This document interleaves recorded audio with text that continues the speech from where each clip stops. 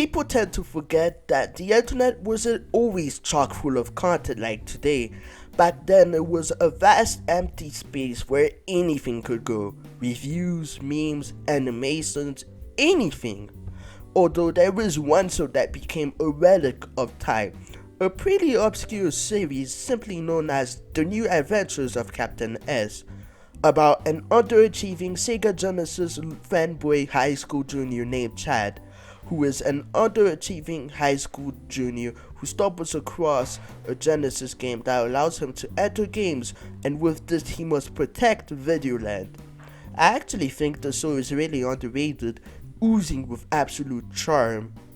And so to pay my respects, I'm gonna be reviewing every single episode, hopefully every Saturday, Sunday, and Monday, but keep in mind, I'm not doing the filler Fridays, so no bloopers, no music videos, and no extra bonus videos, with one exception.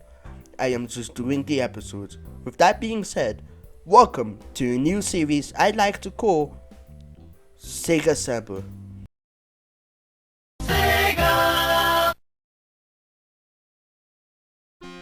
Let's start off with the original previously unreleased pilot episode. And yeah, you can tell it's definitely a pilot. The aspect ratio, the worst quality and lighting, the fact that Chad Belmont isn't played by Brett Vanderbrook but Chad Williams instead, the awkward special effects, and that weird end credits. But I'm getting ahead of myself. Chad is playing a game of Sonic 2 when Videoland is in danger. This calls for action as Chad goes for eating instead. Looks like video game land is in real danger. Man, I'm hungry.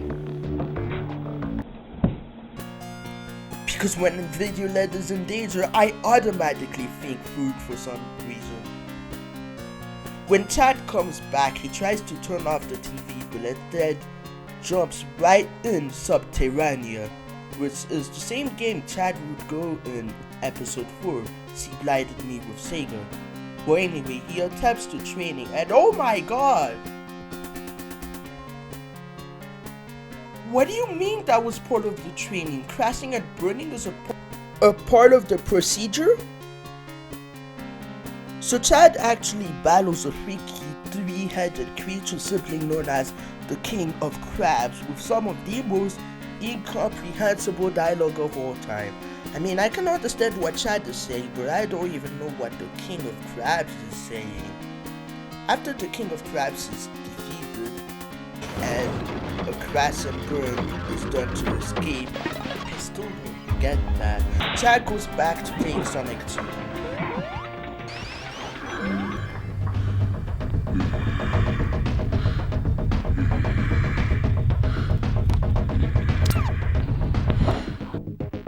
I don't even think that power-up comes back into the actual series. I think that was just a thing in the pilot.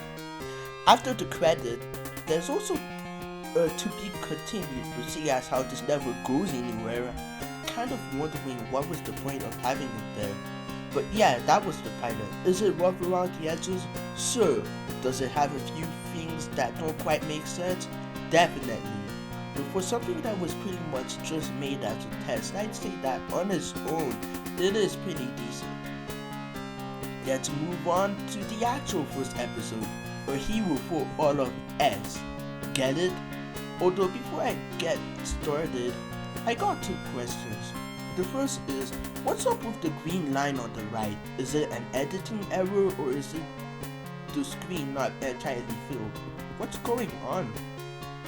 And the second thing is, how did they manage to get widescreen in 2007? I'm not even kidding, I'm actually genuinely intrigued. But essentially, episode 1 is the origin of how Chad, played this time by Brett Vanderbrook, became Captain S. And because of that, you actually get to see him exploring Videoland, which is pretty cool. Although I would have liked if they did something more with the bake sale thing they had going on. They don't really do much with it. And why is there two different signs, one for games and the other for cupcakes? It just seems odd that someone would go out of their way to build that, although the joke with the language barrier is pretty funny. 경고한다. 이것은 다른 세계로 안내하는 열쇠거든. Domo arigato. Hasta la vista.